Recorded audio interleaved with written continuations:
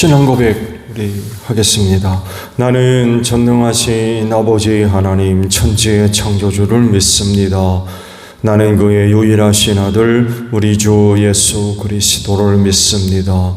그는 성령으로 잉태되어 동정녀 마리아에게서 나시고 본디오 빌라도에게 고난을 받아 십자가에 못 박혀 죽으시고 장사된 지 사흘 만에 죽은 자 가운데서 다시 살아나셨으며 하늘에 오르시어 전능하신 아버지 하나님 우편에 앉아 계시다가 거기로부터 살아있는 자와 죽은 자를 심판하러 오십니다. 나는 성령을 믿으며 거룩한 공교회와 성도의 교제와 죄를 용서받는 것과 몸의 부활과 영생을 믿습니다. 아멘. 찬송가 346장 부르시죠.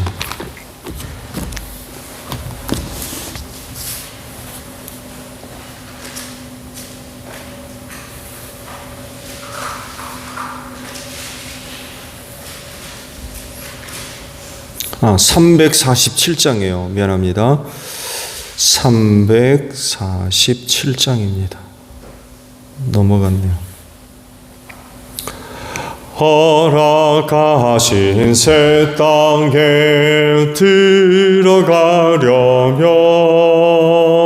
마음의 준비 다하여 힘써 일하세. 여호수아 본받아 앞으로 가세.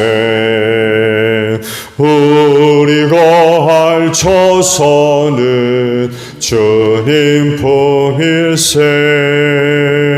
시험 환난 당해도 낙심 말고서 마음의 걱정 버리고 힘써 일하세.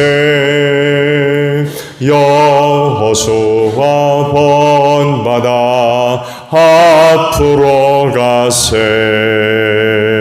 우리 거할 조선은 주님 품일세. 앞서 가신 예수님 바라보면서 모두 마음을 아파요 힘써 일하세 여호수아 본받아 앞으로 가세 우리 거할 조선은 주님 품일세 일할 것이 아직도 많이 있으니 담대하게 나가서 힘써 일하세 여호수아 본받아 앞으로 가세 우리 거할 조선은 주님 품일세. 말씀을 봅니다. 잠언 3장 11절에서 26절까지 보겠습니다. 잠언 3장 11절로 26절이에요. 아이들아 주님의 훈계를 거부하지 말고 그의 책망을 싫어하지 말아라.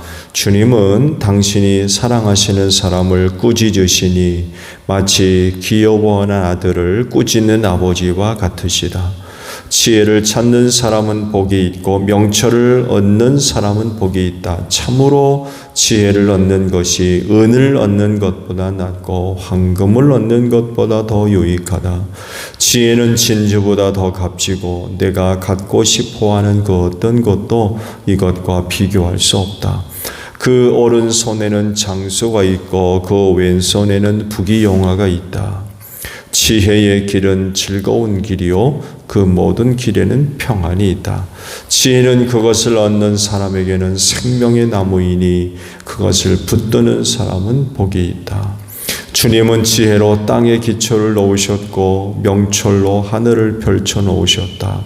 그분은 지식으로 깊은 물줄기를 터뜨리시고 구름에서 이슬을 내리게 하신다.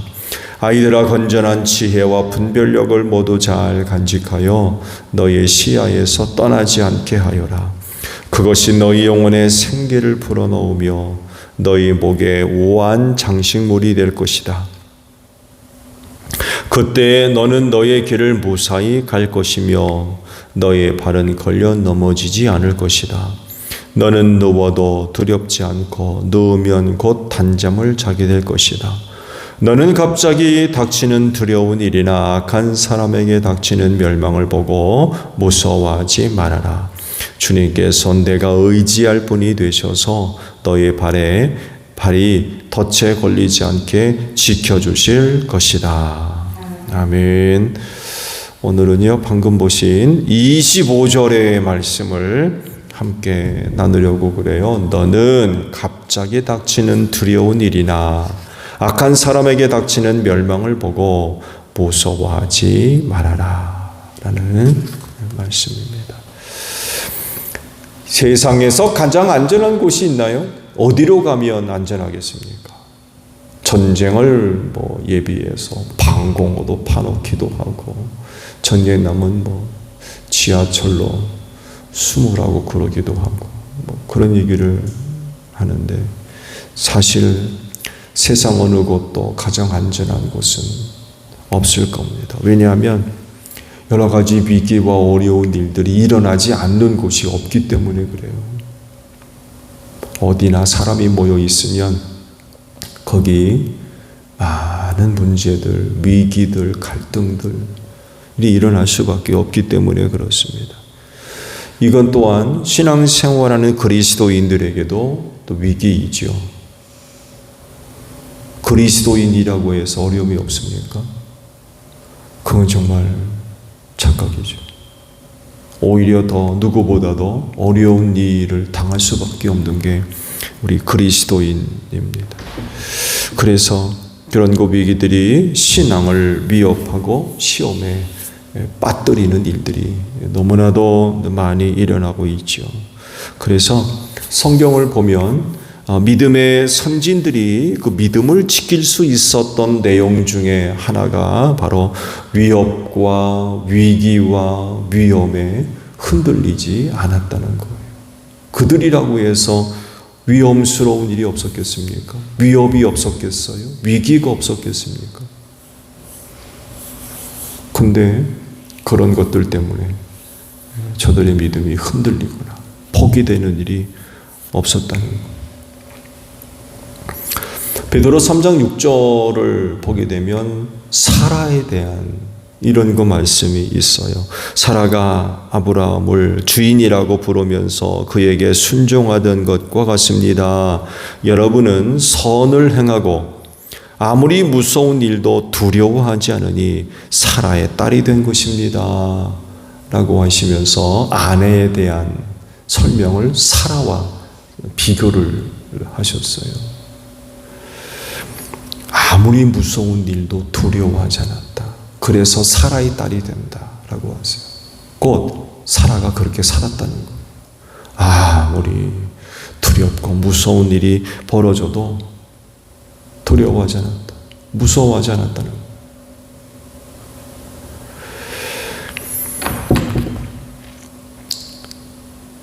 아무리 무서운 일도 두려워하는 일도 그녀를 넘어뜨릴 수가 없었던 것. 그래서 믿음이 지켜질 수 있었던 거죠. 이렇듯이 그리스도인도 무서운 일에도 두려워하지 않아야 그 믿음을 잘 지킬 수가 있어요.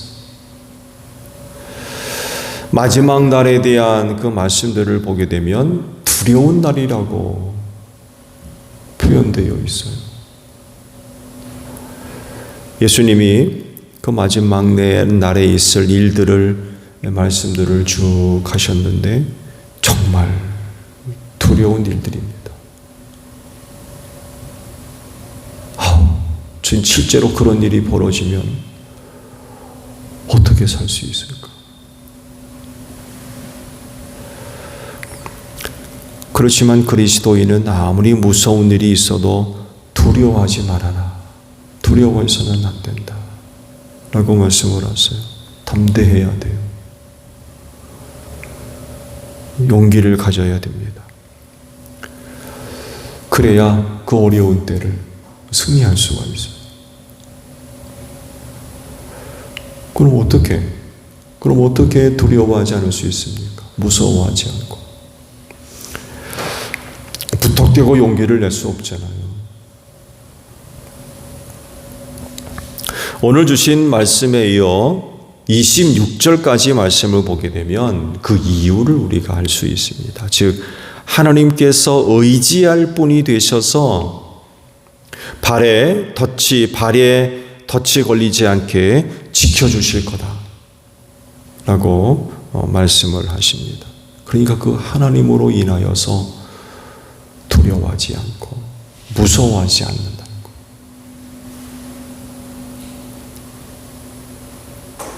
의지할 분이 있기 때문에.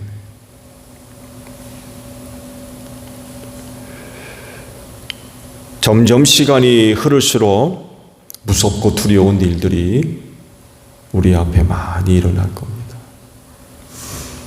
그래서 많은 사람들이 두려움에 빠지게 되겠죠. 이렇게 되면 정상적인 어떤 생각, 판단, 결정, 행동 불가능해져. 두렵고 무서워하는데 그게 정상적으로 되겠습니까? 안 되겠죠. 여기에 바로 그리스도인의 위기가 있어요. 두려워하고 무서워하면 정상적인 신앙생활 어렵다는 거예요. 그래서 그 신앙이 흔들릴 수밖에 없죠. 그러므로 그리스도인은 무서운 일에 두려워하지 않도록 믿음을 통한 담대함을 가져야 되겠습니다. 의지할 하나님이 계시다는 거죠. 그 하나님께 대한 믿음이 크면 클수록 두려운 일에 두려워하지 않고 무서운 일에 무서워하지 않는 그런 그 담대함을 소유할 수가 있는 거죠. 앞서 말씀을 드린 대로 살아나갔다.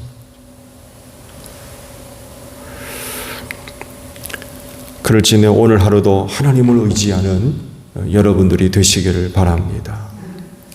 어려운 일, 두려운 일이 있을 때 그리스도인은 의지할 하나님을 바라보는 사람들입니다. 우리를 두렵게 하고 무섭게 하는 그 어떤 것을 보는 사람들이 아니라 그런 자리에서 의지할 하나님을 바라보는 사람들이 그리스도인이에요. 참 감사한 것 같아요. 세상 사람들은 이런 거 없습니다. 근데 우리는 의지할 하나님이 계시다는 거죠. 이건 정말 큰 은혜입니다.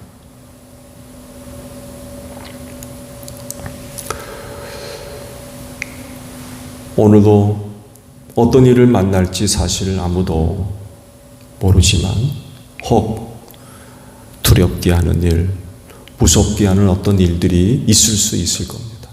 있어서는 안 되겠지만 일어날 수 있어요. 그럴 때 우리는 의지할 하나님을 바라보는 여러분들이 되시기를 바랍니다. 힘을 얻을 줄로 믿습니다. 용기를 얻을 줄로 믿습니다. 이런 것 가지고 우리를 두렵게 하고 무섭게 하는 것들을 맞서게 하는 거죠. 무섭다고 해서 두렵다고 해서 뒤로 물러서고 그럴 게 아니라 의지할 하나님을 바라보면서 믿음의 담대함과 용기를 가지고 맞설 수 있어야 된다는 거죠. 그렇지만 오늘 하루도 그 하나님으로 인하여 담대함을 가지고 하루 시작할 수 있는 여러분들이 되시기를 바랍니다. 주기도문합니다. 하늘에 계신 우리 아버지, 아버지의 이름을 거룩하게 하시며 아버지의 나라가 오게 하시며 아버지의 뜻이 하늘에서와 같이 땅에서도 이루어지게 하소서. 오늘 우리에게 일용할 양식을 주시고 우리가 우리에게 잘못한 사람을 용서하여 준 것 같이 우리 죄를 용서하여 주시고 우리를 시험에 빠지지 않게 하시고 악에서 구하소서. 나라와 권능과 영광이 영원히 아버지의 것입니다. 아멘. 기도하겠습니다.